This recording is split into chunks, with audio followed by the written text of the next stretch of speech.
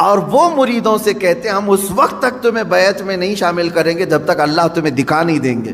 مرید بھی گھومتے ہوئے کہہ رہا ہے کہ ہمارے پیر صاحب تو اللہ دکھاتے ہیں پھر بیعت کرتے ہیں. کون سا پیر ہے وہ جو اتوار کے بعد آتا ہے یا منگل سے پہلے آتا ہے؟ یا پھر مرشد جسے کہا جاتا ہے ہدایت دینے والا؟ عزیزان گرامی وقار، قرآن پڑھو. اس طرح کی ایسی باتیں نہ مارو، ہواؤں میں نہ پھینکو. وہ مریدین بھی ویسی ہیں، پیر بھی ویسا ہی ہے. اس نے کیا دکھایا، انہوں نے کیا دیکھا، پتہ ہی نہیں ان کو. میں نے سنا ہے کہ کوئی پیر صاحب ہیں وہ بھیجے میں اللہ دکھاتے ہیں. بکرا کاٹتے ہیں، بکرے کا سر پھوڑ کر کے اس کا بھیجا نکال کر کے اس میں رکھتے ہیں. واللہ عالم یہ بھیجے کا تصور کہاں سے آیا یہ بھی نہیں معلوم کہ میاں جب دکھانا ہی ہے تو بھیجے میں ہی کیوں، انڈے میں کیوں نہیں دکھتا؟ گردے کلیجے میں کیوں نہیں دکھواتے؟ میرے خیال سے ایسا ہو سکتا ہے کہ پیر صاحب کو بھیجا پسند ہوگا. جتنے مرید دیکھیں گے اتنے بھیجے آئیں گے. کیا تماشا ہے، دین کو تماشا بنا کر رکھا ہے. اے غیور مسلمانوں، اپنی عقل کا استعمال کرو. یا قرآن تو یہ کہہ رہا ہے کہ موسیٰ علیہ السلام سے ان کی قوم نے کہا تھا، ایک جگہ نہیں، یہ آیت 2 جگہ آئی ہے، 2 جگہ پڑھ کر کے دیکھ لو. ان کی قوم نے کہا تھا ہم جب تک اللہ کو نہیں دیکھ لیں گے جب تک آپ پر ایمان نہیں لے آئیں گے. موسیٰ علیہ السلام نبی ہو کر کے اپنی قوم کو نہیں دکھائے. نہیں، اللہ دیکھنے والی چیز ہے ہی نہیں. قرآن کہتا ہے لا تدرکہ الابصار وہو یدرک الابصار. کوئی آنکھ نہیں ہے جو اس کو گھیر میں لے لے. اگر کسی آنکھ میں آ گیا تو وہ خدا نہیں. خدا وہ ہے جو کسی کے آنکھ میں سما نہیں سکتا. ہاں، وہ اللہ رب العزت ہے جو ساری نگاہوں پر حاوی ہے، پوری دنیا کو وہ دیکھ رہا ہے، لیکن اسے دیکھنے والی آنکھ نہیں. رسول کریم صلی اللہ تعالی علیہ وسلم اس سے مستثنا ہیں. صرف اللہ رب العزت نے میرے نبی صلی اللہ تعالی علیہ وسلم کو اپنا دیدار کرایا. یہ ایکسیپشن ہے، یہ ایکسیپشن ہے. وہ زندگی میں ایک مرتبہ حضور اکرم صلی اللہ علیہ وسلم کے ساتھ ہوا بیداری کے عالم میں. لیکن یہاں پر بھی ہم یہی کہیں گے میرے عزیزو، جس وقت اللہ تعالیٰ کو اپنا دیدار کرانا تھا اپنے نبی کو، اس رات خصوصی طاقت ان کی آنکھوں میں ڈالی تب دیدار کرایا ہے. خصوصی طاقت و قوت دی تب دیدار کرایا. ورنہ تو بہت سارے صحابہ بھی اختلاف کرتے ہیں اس بات پر. صحابہ کی 2 جماعتیں. بعض صحابہ کا تو یہ کہنا ہے کہ نہیں، رسول کریم صلی اللہ تعالیٰ علیہ وسلم نے اپنی آنکھوں سے نہیں دیکھا، دل کی آنکھوں سے دیکھا، یہ ماتھے کی آنکھوں سے نہیں دیکھا. اس لیے کہ قرآن کہتا ہے کوئی آنکھوں سے دیکھ ہی نہیں سکتی. اس میں حضرت عائشہ صدیقہ بھی ہیں، حضرت عائشہ صدیقہ بھی فرماتی ہیں. لیکن حضرت انس رضی اللہ تعالیٰ عنہ جو صحابی رسول ہیں، انہی کے مسلک پر ہم بھی ہیں. سب صحابہ اپنی جگہ پر حق پر ہیں، ہم ان کے مخالفین میں سے نہیں ہیں. لیکن انہوں نے اپنا اجتہاد کیا.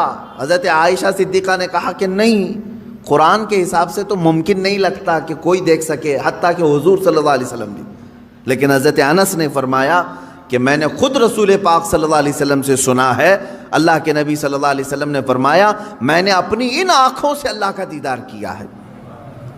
تو ایک صحابی کی روایت یہ بھی ہے. تو یہاں سنی ہوئی بات ہے حضور سے، اس لیے ہم اس کو زیادہ قبول کرتے ہیں. اور وہاں حضرت عائشہ کا اپنا اجتہاد ہے، حضور سے نہیں سنا انہوں نے. قرآن کو پڑھ کر کے وہ کہتی ہیں قرآن کے حساب سے تو نہیں لگتا کہ آنکھوں سے دیکھا جا سکتا ہے. حضور جو معراج میں گئے تھے اس وقت تو حضرت عائشہ کی شادی بھی نہیں ہوئی تھی. حضور صلی اللہ تعالیٰ علیہ وسلم جب معراج میں گئے تھے، حضرت عائشہ رضی اللہ تعالیٰ عنہا اس وقت تھی ہی نہیں. تو یہ تو روایات جو اس وقت موجود تھے ان کی لی جائے گی۔ بہرحال میں یہاں بات یہ کر رہا تھا کہ قرآن میں اللہ تعالیٰ نے فرمایا کہ موسیٰ علیہ السلام سے تو اس سے بڑا سوال کر چکے، اے نبی آپ سے یہ پوچھ رہے ہیں کہ ہمیں آسمان سے کوئی کتاب اتار کر کے دکھاؤ، سامنے سامنے دکھے گی تو ہم ایمان لائیں گے۔ تو اللہ نے فرمایا اس سے بڑا سوال یہ موسیٰ علیہ السلام سے کر چکے کہ ہمیں اللہ دکھاؤ تب ایمان لائیں گے۔ ان لوگوں کا ایک ہی علاج ہے، ان کے دل کے اطمینان کے لیے کوئی چیز نہیں کی جائے گی، ان کے لیے یہ روز ایک ایک چیزوں کا مطالبہ کریں گے۔ اب مثال کے طور پر اگر ہم یہ کہیں کرامت حق ہے، مانتے ہیں کہ نہیں؟ کرامت حق ہے، میں بیان کر رہا ہوں تو میرے ہی پیچھے پڑ گئے، ابھی کر کے دکھا دو، ابھی کر کے دکھا دو۔ اچھا کیا کر کے دکھائیں؟ تو کہیں گے مٹی میں سے تم سونا نکال کے دکھا دو۔ ہاں میاں تم کو جو چاہیے وہی کرامت بھی تم کو چاہیے، سننا نکال کے دکھائیں۔ میرے عزیزو اس طرح کے مطالبے یہودیوں اور عیسائیوں کے ہوا کرتے تھے۔ اب مسلمانوں کا سب سے بہترین عقیدہ کیا ہے؟ الحمدللہ میں آپ کو بتاتا ہوں، تمہاری تعریف میں اللہ نے کیا فرمایا۔ یہ واحد قوم ایسی ہے میرے نبی کی کہ جب میرے نبی نے کہا اللہ ہے تو انہوں نے مان لیا، جب میرے نبی نے کہا یہ قرآن ہے تو اس کی ہر آیت پر ایمان لے آئے۔ کبھی بھی امت نے یہ نہیں پوچھا کہ اے رسول ہمیں اترتی ہوئی تو نہیں دکھ رہی، آپ کہہ رہے ہیں کیسے مانیں؟ نہیں، مسلمان قوم وہ ہے جنہوں نے کہا میرے نبی نے کہہ دیا تو ہو گیا۔ حتیٰ کہ حضور نے آ کر کے کہہ دیا، کل کی رات میں سفر پر تھا، صحابہ نے ایمان قبول کر لیا، آمنا و صدقنا۔ اسی لیے قرآن جو شروع ہوتا ہے، سورہ بقرہ میں آپ پڑھیں گے، شروع کی آیتوں میں اللہ نے تعریف میں فرمایا ھدی للمتقین الذین یؤمنون بالغیب۔ اللہ فرماتا ہے یہ کتاب ہم نے اتارا ہی ہے ان لوگوں کے لیے جو غیب پر ایمان رکھتے ہیں۔ یہ کتاب ہدایت ہے ان لوگوں کے لیے جو غیب پر ایمان رکھتے ہیں۔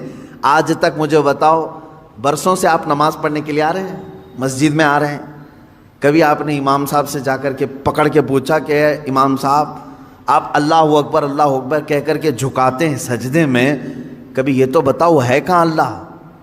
دکھتا کیوں نہیں ہے مسجد میں؟ کبھی پوچھا آپ نے؟ نہیں، یہ مسلمان کی شان ہے، ہر مسلمان کے دل میں اللہ رب العزت کی محبت بسی ہوئی ہے، اسے معلوم ہے ایک ذات ہے، میری دیکھنے کی اوقات نہیں، جب وہ وقت آئے گا مولا حجابات ہٹائے گا اور اپنا دیدار کرائے گا۔ کیونکہ جنت میں جانے کے بعد مسلمان کو سب سے بڑا انعام کیا دیا جائے گا؟ سیب، انار، انگور، حوریں، غلمان، نہریں۔ سب سے بڑا انعام مسلمان کے لیے یہ ہوگا کہ اسے سارے حجابات ہٹا کر کے اللہ کا دیدار کرایا جائے گا۔ اس سے بڑا انعام کچھ ہوگا؟ پوری زندگی جس کے لیے وہ عبادت کرتا رہا وہ رحمان اسے دکھایا جائے گا۔ بلکہ قرآن کہتا ہے وجوہ یومئذ ناظرہ الی ربہا ناظرہ، اس دن کچھ چہرے ایسے چمک رہے ہوں گے، دمک رہے ہوں گے۔ یہ سورہ قیامہ کی آیت ہے، کچھ چہرے چمک رہے ہوں گے، دمک رہے ہوں گے۔ کیوں مولا؟ الی ربہا ناظرہ، اس لیے کہ وہ اپنے رب کے پاس رب کو دیکھ رہے ہوں گے، اس لیے کہ وہ براہ راست اپنے رب کا دیدار کر رہے ہوں گے، ادھر رب کو دیکھ رہے ہوں گے اور چہرے چمک رہے ہوں گے۔ وہ وقت آئے گا جب تمہیں دیدار کرایا جائے گا، لیکن دنیا میں اس طرح کا مطالبہ کرنا بیجا ہے، نہیں کرنا چاہیے۔ اللہ رب العزت نے جس چیز کو منع کر دیا اس چیز کا سوال نہیں ہوگا، کیونکہ موسیٰ علیہ السلام کو جب اللہ نے کہہ دیا لن ترانی، تم مجھے نہیں دیکھ سکتے، تو یہاں کون سا مرید 30 مار کھاں ہے جو موسیٰ علیہ السلام سے اوپر بننے کی کوشش کرتا ہو؟ ان سے بھی بڑا ہے کوئی جو اپنے پیر صاحب سے جا کر کے کہے کہ آپ مجھے اللہ دکھوائیے اس کے بعد بیعت کرتا ہوں؟ ارے موسیٰ علیہ السلام کو کوئی طور پر نہیں دکھایا اللہ نے، اور تمہیں جھوپڑ پٹی میں دکھائے۔ یہ گمراہیاں جو ہمارے ہاں گھر کر رہی ہیں، اس کا علاج کرنے کی ضرورت ہے۔ میں اتنا سخت ان لوگوں کے خلاف اس لیے بولتا ہوں میرے عزیزوں، مجھے جہاں تک میرا دل کہتا ہے اس طرح کے جو تصوف کے بہانے سے ہماری جماعتوں میں آئے ہیں، ان کا دور دور سے اسلام سے کوئی تعلق نہیں، یہ شیطان ہے جو انسان کے لباس میں ہمارے درمیان آتے ہیں۔ اس کو پہچانو۔ شیطان پیر کی شکل میں بہت زیادہ آتا ہے، اکثر آتا ہے، کیونکہ گمراہی یہاں سے زیادہ ہو سکتی ہے۔ اسی لیے اعلیٰ حضرت رضی اللہ تعالیٰ عنہ نے شرطیں لکھ کر کے رکھی ہیں کہ کس سے بیعت کرو گے، کس سے نہیں کرو، کیونکہ سب سے زیادہ یہاں گرنے کے چانسز یہاں ہیں۔ یہاں اندھا دھند یقین کیا جاتا ہے، پیر کی بات پر ایسے آنکھ بند کر کے یقین کرنے کا رواج ہے ہمارے درمیان۔ اس لیے شیطان اس چور راستے سے اندر آتا ہے کہ سارے مریدین آمنا صدقنا کہیں گے۔ میرے عزیزو، یہ بات میں اپنے لیے بھی کہتا ہوں، آج اگر مجھ سے بھی کوئی بیعت ہے، میرے ہر اس مرید سے بھی میں یہ کہوں گا، اس وقت تک تمہاری بیعت قائم ہے جب تک میں شریعت پر قائم ہوں۔ جب تک میں شریعت پر قائم ہوں اس وقت تک تمہاری بیعت قائم ہے۔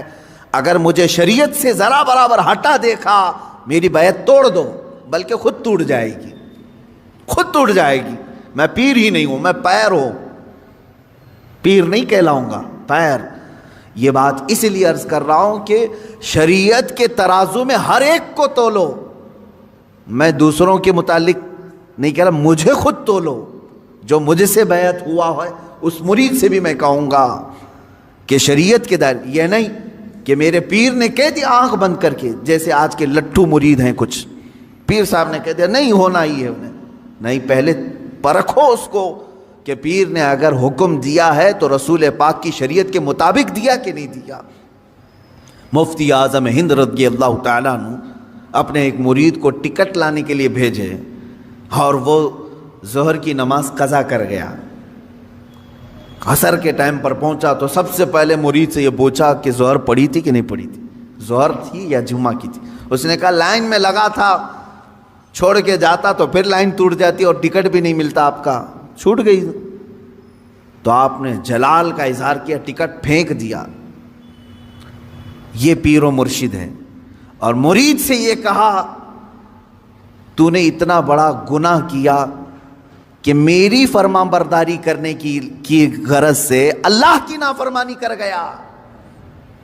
یہ ہوتا ہے پیر۔ ہمیشہ یہ یاد رکھنا کہ پیر کی حکم بجاوری کے غرض سے کہیں ایسا نہ ہو جائے کہ اللہ کی نافرمانی ہو جائے۔ نمبر 1 سب سے پہلا ہمیں جو پرائیورٹی دینی ہے وہ رب ذوالجلال کی ذات ہے۔